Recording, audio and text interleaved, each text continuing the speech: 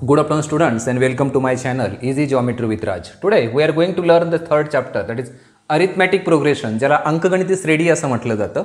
दोन प्रकारचे प्रोग्रेशन आपल्याला बघायचे, एक अरिथमेटिक प्रोग्रेशन आणि दुसरं जॉमेट्रिक प्रोग्रेशन. काय फरक आहे दोघांमध्ये ते पाहण्या अगोदर सिक्वेन्स म्हणजे काय ते एकदा आपण समजून घेऊ. सिक्वेन्स म्हणजे क्रमिका, क्रमिका म्हणजे क्रमाक्रमाने येणारी, एका पाठोपाठ दुसरे येणारी जे काही टर्म्स असतात, पद असतात, त्याला आपण क्रमिका किंवा सिक्वेन्स म्हणतो किंवा त्याला सिरीज म्हणतो, एकानंतर दुसरं. आता डेफिनेशन काय, a set of numbers where the numbers are arrange in a definite order is called as a sequence. सिक्वेन्समध्ये ज्या काही टर्म्स असतील त्यांचे एक फिक्स असे एक ऑर्डर असेल, क्रम असेल. जसं आपण बघतोय बघा, हे नॅचरल नंबर्स सगळे 1 2 3 4 5 6 प्रत्येकामध्ये जर आपण पाहिलं तर प्रत्येक एक एक एकने वाढत गेलाय.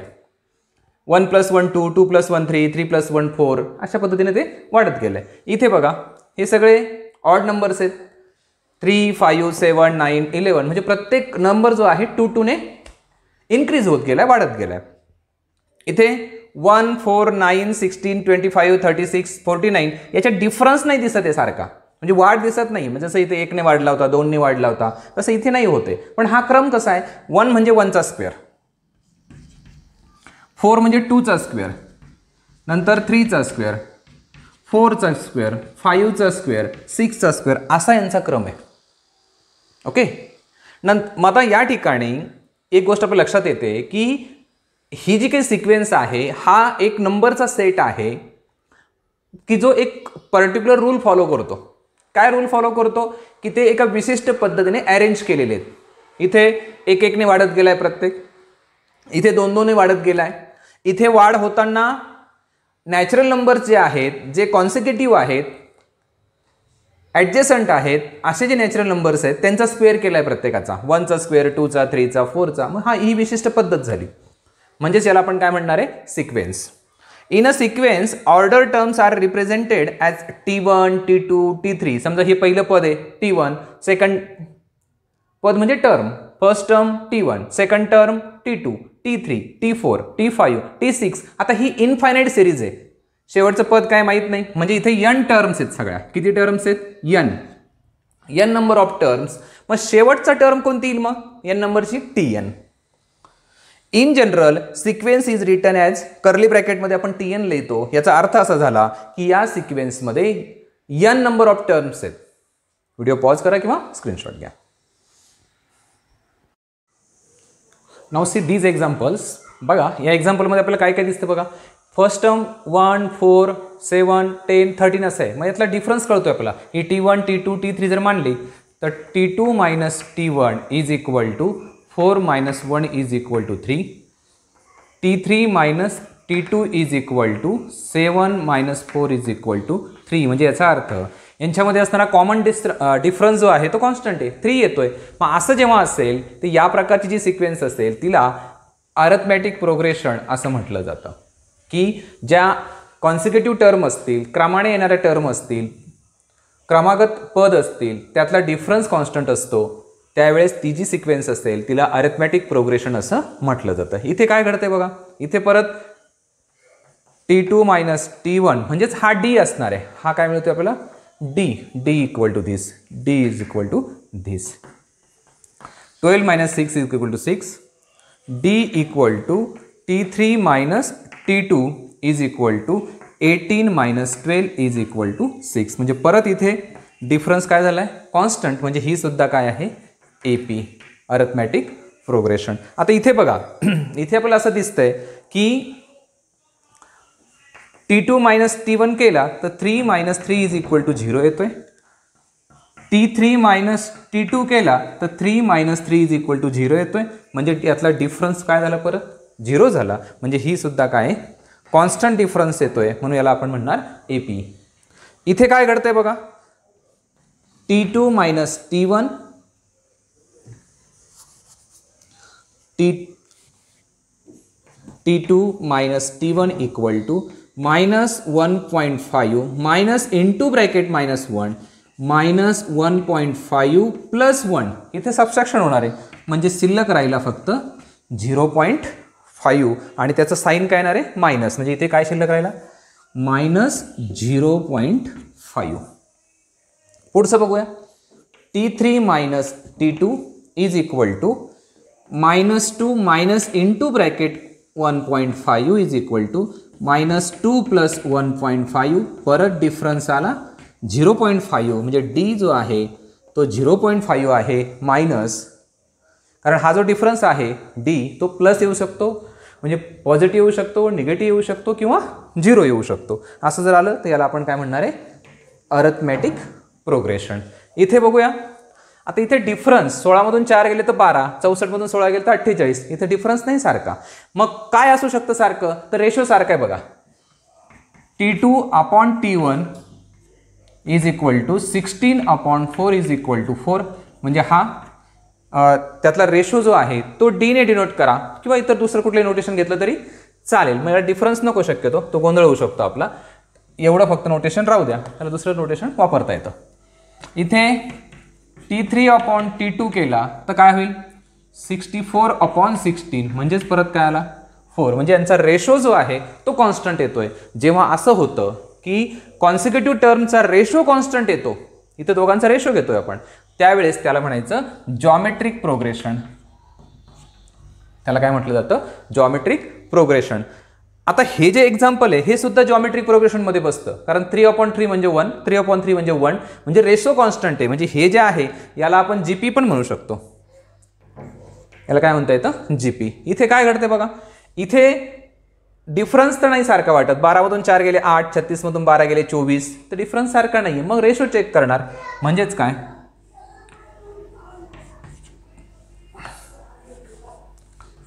T2 upon T1 is equal to 12/4 is equal to 3. T3 upon T2 is equal to 36/12 is equal to 3. म्हणजे यांचा रेशो सारखा येतोय, म्हणजेच याला आपण काय म्हणणार आहे, geometric progression. This is GP. याची काय कंडिशन आहे, परत याच्यासारखं आलंय 3 म्हणजे ही जीपी पण आहे आणि एपी पण आहे. AP and GP. इथे काय घडतंय, हा 1 म्हणजे डिफरन्स तर नाही येते. 4 मायनस 1 केलं तर 3 येतो, 9 मायनस 4 केलं तर 5 येतो, डिफरन्स सारखा येत नाही. रेशो केला तर 4/1 म्हणजे 4, 9/4, 16/9, कुठेच रेशो सारखा नाही. म्हणजे हे काय, 1चा स्क्वेअर, 2चा स्क्वेअर, 3चा स्क्वेअर, 4चा स्क्वेअर आणि 5चा स्क्वेअर, अशी ती सिक्वेन्स आहे. ना इथे डिफरन्स सारखा आहे ना इथे रेशो सारखा आहे. म्हणजेच हे काय, तर याला हे जीपी पण नाही आणि एपी पण नाही. नॉट एपी आणि नॉट जीपी. मग आता या सगळ्या गोष्टींचा विचार करून आपल्याला पुढचे एक्झाम्पल सॉल्व्ह करायचे आहेत.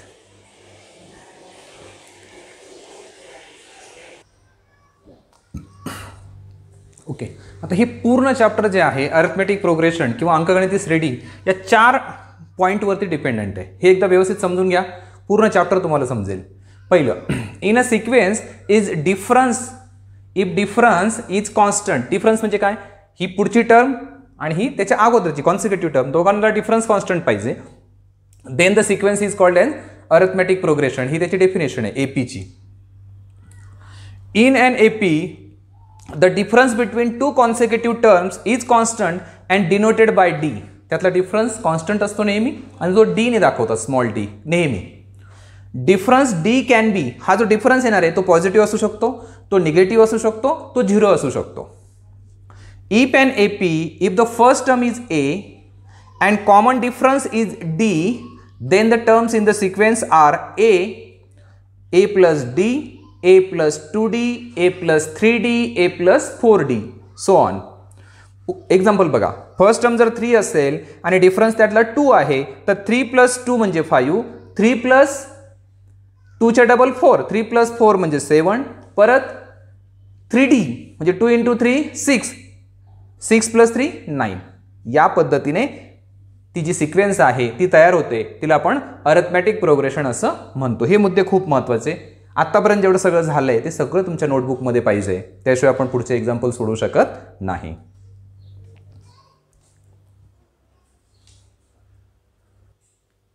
Okay, now the first example in practice set 3.1. practice set 3.1.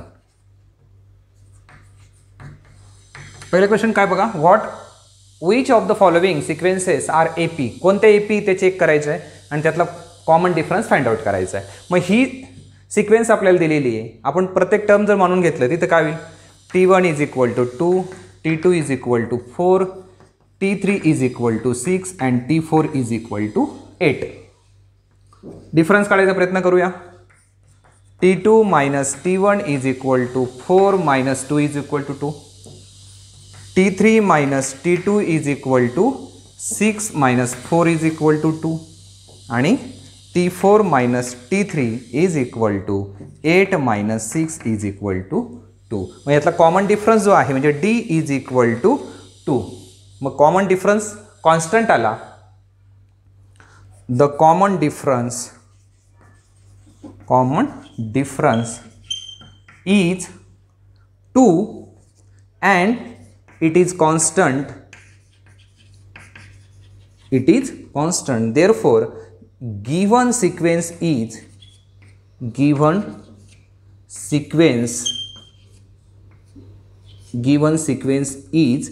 AP. दिलेली जी काही सिक्वेन्स आहे, क्रमिका आहे, ती अरिथमेटिक प्रोग्रेशन आहे किंवा अंकगणिती श्रेणी आहे.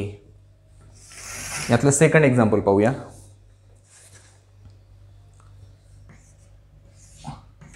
2,5/2, 3 आणि 7/2. आता हे जे आहे आपल्याला पटकन दिसतंय बघा, हे 5ला 2ने डिवाइड केलं तर त्याचा 1/2 होतो. जर समजा ही सिरीज जर आपण असं लिहिली तर काय होईल, 2, 2.5, 3, 3.5 अँड समथिंग. आता ओळखायला खूप सोपं झालं. T1 T2 जर आपण कन्सिडर केले तर काय होईल बघा, इथे T2 minus T1 is equal to 2.5 minus 2 is equal to 0.5. 2.5मधून 2 गेले, 0.5 उरले. नंतर T3 minus T2 equal to 3 minus 2.5 is equal to 0.5. नंतर याच पद्धतीने पुढचे घेता येतील. So the difference D is equal to 0.5 आणि 0.5 म्हणजेच काय, 1/2. तुम्ही असंही ठेवून केलं असतं तर तेच आलं असतं. म्हणजे ही जी लिहिणं आहे हे कसं आलं असतं, 5/2 मायनस 2, मग परत डिनॉमिनेटर सारखा केला असता, तेच करून हे पण आलं असतं. कसं सोडवायचं तुम्ही ठरवा, त्याला कुठलंही बंधन नाही आहे. Okay, D equal to 0.5 equal to 1/2. मग आपण हे लिहिणार, the common difference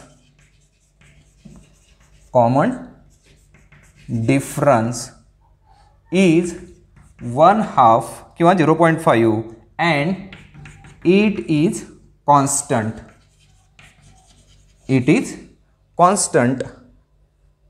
Therefore given sequence is AP, arithmetic progression.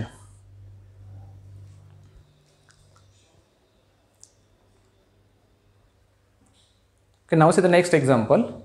Third example, -10, -6, -2, 2. मग इथे काय येणार, -10, इथला -6, -2 आणि हा 2. डिफरन्स काढूया. -6 -10 इज इक्वल टू -6. हे दोघांचं मल्टिप्लिकेशन +10. इथे सबस्ट्रॅक्शन होईल, उरला 4. इथे काय घडते बघा, T3 -2 -6 इक्वल टू -2 + 6, पुन्हा subtraction, difference 4. 2 -2 equal to 2 + 2 is equal to 4. म्हणजे जो डिफरन्स आहे तो 4 आला आहे आणि तो कॉन्स्टंट आहे. Difference is 4 and it is constant. So the given sequence is AP. इथे चेक करूया. इथे T1 काय होईल आपला 0. आता एक काम करूया, आपल्याला थोडंसं समजायला सोपं जावं म्हणून आपण जरा ही सिरीज जरा वेगळ्या पद्धतीने लिहून घेऊ. फक्त ही कशी लिहिणार आपण, इथे 3 डिजिट दाखवतो म्हणून इथे 3 केले तर 300 होईल, 0.300. इथे 0.330 होईल, 0 दिल्याने काही फरक पडत नाही आणि याला तसंच ठेवूया, 0.33 तसंच ठेवला. ओके, तर रिअरेंज केलं, काहीच नाही. मग T1 काय आला आहे आपला 0.300. T2 काय आला आहे 0.330 आणि T3 0.333. डिफरन्स काढूया बघा. आता T2 जो आहे तो 0.330 वजा 300 म्हणजे उत्तर येईल आपलं 0.030. बरोबर आहे दोघांमधला डिफरन्स. नंतर T3 बघा काय 0.333 मायनस T2 0.330 म्हणजे काय येईल बघा. 3 मधून 0 गेला 0, सॉरी 3 मधून 0 गेला तर 3 रिमेनिंग राहणार आहे 3. नंतर 3 मधून 3 गेला 0, 3 मधून 3 गेला 0, 0.003 येईल तो 0.003. आता हे सगळं जो डिफरन्स आहे तो प्रत्येक ठिकाणी चेंज होत चाललाय. प्रत्येक ठिकाणी काय होतोय चेंज, पुढे आणखी चेंज होणार आहे. म्हणजेच the difference is not constant. The difference is not constant. The common difference is not constant. Constant शब्द आहेच पुढे आपला. So the given sequence is not AP. Given sequence is not AP. याबद्दल आपण लिहिणार आहे. तर कॉमन डिफरन्स आता प्रत्येक ठिकाणी वेगळा आहे, मग तो लिहिण्याची काही गरज नाही आहे.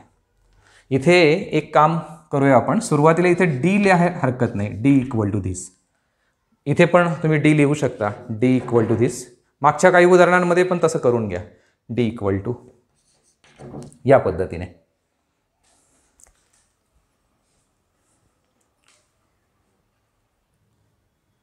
Okay, now see the next example. 0, -4, -8, -12. Difference बघायचा आहे आपल्याला. -4 - 0 इज इक्वल टू -4. नंतर या दोघांमधला difference -8 minus into bracket -4, -8 multiplication plus होईल 4, यांचं सबस्ट्रॅक्शन येईल -4. कॉन्स्टंट येतोय डिफरन्स -4. Difference is -4. हा डिफरन्स पॉझिटिव्ह असू शकतो, निगेटिव्ह असू शकतो किंवा 0. So the given sequence is an AP. An शब्द वापरत जा कारण हा A ने स्टार्ट होतोय. इथे परत इथे डिफरन्स बघा.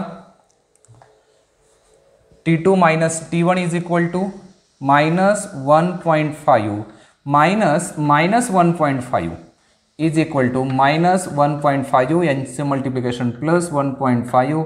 दोन्ही व्हॅल्यू सारख्या आहेत, फक्त साईन वेगळं आहे म्हणजे आन्सर येणार आहे 0. इथे पण तेच होणार आहे. -1.5 मायनस ब्रॅकेटमध्ये 1/5 नॉट 1/5 प्लस इथलं मायनस साईन आहेच अगोदरचं 1/5 इज इक्वल टू 0. हे मायनस साईन व्यवस्थित लक्षात ठेवा तर ती ॲडिशन 0 होणार आहे. So the difference is 0. Difference is 0 आणि which is constant. So the given sequence is an AP.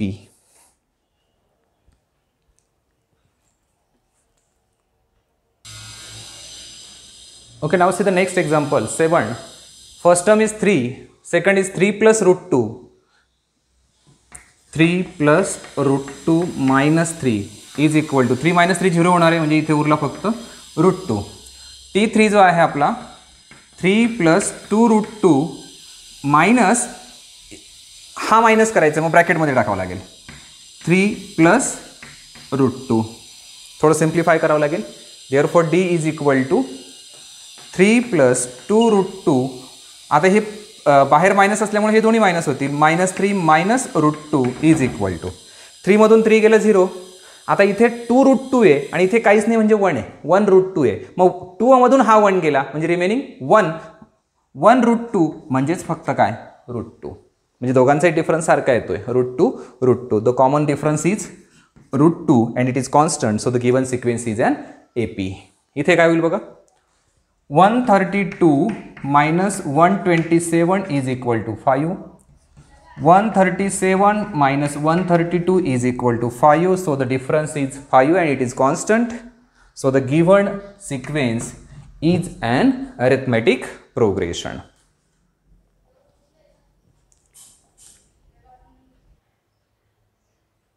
Okay, now see the next example. Write an AP whose first term is A and common difference is D in each of the following and we have to write the AP. आपल्याला arithmetic progression लिहायचे. अगोदरच्या 4 सूत्रांमध्ये लिहून दिलं तुम्ही तुम्हाला की arithmetic प्रोग्रेशनचं काय format काय आपला A plus D, A plus 2D, A plus 3D या पद्धतीने. ओके, तीच व्हॅल्यू फक्त पुटअप करा. चला A म्हणजे काय 10. नंतर इथे 10 प्लस 5, 10 प्लस 2D म्हणजे दुप्पट 10, इथे 10 प्लस 15. ओके, AP काय तयार होणार आहे? AP काय तयार होईल आता? 10, 15, 20, 25 अँड सो ऑन. ओके, आता सेकंड एक्झाम्पल काय होतं आपलं? सेकंड आहे त्याच्यामधलं A equal to -3, D equal to 0. A equal to -3, D equal to 0. याला हा फॉर्म्युला विचार करायची गरजच नाही. आपल्याला माहिती आहे जेव्हा डिफरन्स 0 असतो तर त्या AP मध्ये सगळ्या त्याच टर्म येतच जातात. फर्स्ट टर्म जी असेल तीच येणार आहे. म्हणजे काय? -3, -3 अँड सो ऑन. इथे काय होईल? पुन्हा आपण फॉर्म्युला टाकणार आहे. A plus D, A plus 2D, A plus 3D and so on. A म्हणजे काय? -7. A plus D. आता इथे बघा हा D म्हणजे 1/2 आहे, म्हणजे 0.5 अर्धा. मग 7 मधून आपण हा ॲड करतोय 7 मध्ये, पण हा मायनस आहे आणि हा पॉझिटिव्ह आहे. म्हणजे ही जी 7ची किंमत आहे ही अर्धाने कमी झाली. म्हणजे किती? -6.5. सोप्या पद्धतीने लक्षात ठेवा. काय केलं आपण? डायरेक्ट असं होईल. नंतर 2D याला डबल 2 ने मल्टिपल केलं तर 1 येईल. 1 याच्यामध्ये ॲड केलं तर काय होईल? म्हणजे इथे लिहिताना आपण हे लिहायला हवं होतं खरं. ओके, लिहू आपण तिथे. -7 प्लस 1/2 ही स्टेप येईल इथे. इथे काय येईल? -7 प्लस 1, कारण त्याची डबल करतोय आपण, 2 ने मल्टिपल करतोय याला, म्हणजे हा 2 आणि 2 कॅन्सल झाला, 1 उरला. इथे काय होईल? इथे प्लस नाही, इथे होईल -7 प्लस, इथे 3 ने जर मल्टिपल केलं याला तर हा 3/2 होईल, असं येईल या ठिकाणी. आता सरळ सरळ आपल्याला माहिती आहे अर्धा हे आपल्याला कळतं. किंवा तुम्हाला तसं नको असेल तर सरळ याचं डिनॉमिनेटर सारखा करा. याचं डिनॉमिनेटर सारखा करा म्हणजे काय होईल? -7 इथे काय होईल? मग डिनॉमिनेटर याचा काहीच नाही म्हणजे 1 असतो. 2 करायला 2 इथं 2 करायचं आहे, वर पण 2 ने मल्टिपल करा म्हणजे -14 प्लस 1, -14 प्लस 1 डिवायडेड बाय 2. किंवा सोप्या पद्धतीने तुम्हाला सांगितलंच आहे. इथं सबस्ट्रॅक्शन होतं डायरेक्ट -6. इथे पण आता डिनॉमिनेटर सारखा करा, -14 plus 3 upon 2 and so on. किंवा डायरेक्ट घेतलं असतं तरी चाललं असतं, जसं मी तुम्हाला अर्धा कन्सिडर करून सांगितलं त्या पद्धतीने. आता सिम्प्लिफिकेशन काय होईल याचं? -7 इथे -13/2, इथे -6 आणि इथे -11/2. आणि हे 13/2 म्हणजे 6.5 आहे, 11/2 म्हणजेच 5.5 आहे. जे सोपं वाटेल ते करा, बंधन काहीच नाही. इथे आता हे बघा -7 -13/2 म्हणजेच -6.5, -6 आणि तो -11/2 म्हणजेच -5.5. या पद्धतीने ही AP तयार होणार आहे. नंतर पुढचं जे एक्झाम्पल आपलं 4th नंबरचं, A is equal to -1.25 and D is equal to 3. पुन्हा आपल्याला जो फॉर्म्युला आहे आपल्याकडे तो वापरूया. A plus D, A plus 2D आणि A plus 3D and so on. मग A आहे -1.25, नंतर पुढचं -1.25 प्लस D म्हणजे 3, -1.25 प्लस 2D म्हणजे 6 आणि -1.25 प्लस 3D म्हणजे 9. सबस्ट्रॅक्शन करा काय होतंय ते. -1.25 यांचं सबस्ट्रॅक्शन केलं तर 1.75 सबस्ट्रॅक्शन करून बघा साईडला. 3.00 -1.25 1.75. नंतर इथलं जे येणार आहे, इथं 3 होतं म्हणून 1.75 वाला, इथं 6 झाला आहे म्हणजे याच्यापेक्षा 3 ने वाढवा. 3 ने म्हणजे किती होईल तो? 4.75. हा आणखी 7 होईल, 7.75. या पद्धतीने ती आपल्याला जी काही AP आहे ती मिळणार आहे.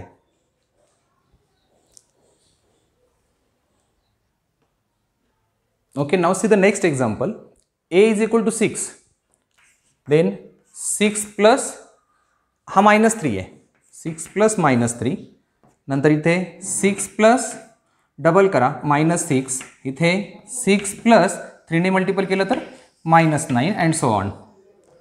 6 इथे 6 प्लस मायनसचं मल्टिप्लिकेशन -3, इथे 6 - 6, इथे 6 - 9 and so on. 6 3 0 -3 and so on. So this is the AP.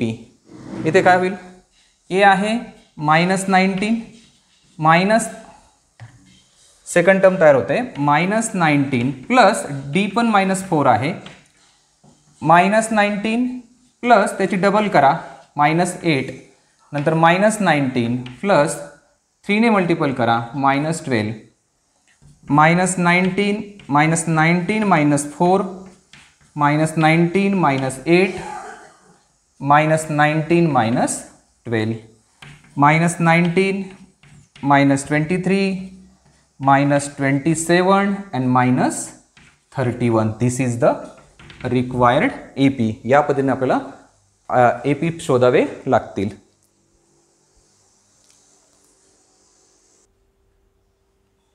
Okay, now see the next example. Find the first term and common difference for each of the AP. AP दिली आपल्याला, first term कोणती असणार आहे, ultimately 5 is the first term आणि common difference काढायचा आहे. त्यासाठी आपण काय करणार, T2 - T1, 1 - 5 = -4, -3 - 1 = -4, म्हणजे तो डिफरन्स जो येतोय आपल्याला तो -4 येणार आहे. इथे फर्स्ट टर्म असणार आहे 0.6, नंतर डिफरन्स काढायचा असेल तर 0.9 मधून 0.6 गेले तर 0.3, 1.2 - 0.9 0.3, 1.5 - 1.2 that is 0.3. So the common difference is also constant. So the first term is 0.6 and common difference is 0.3.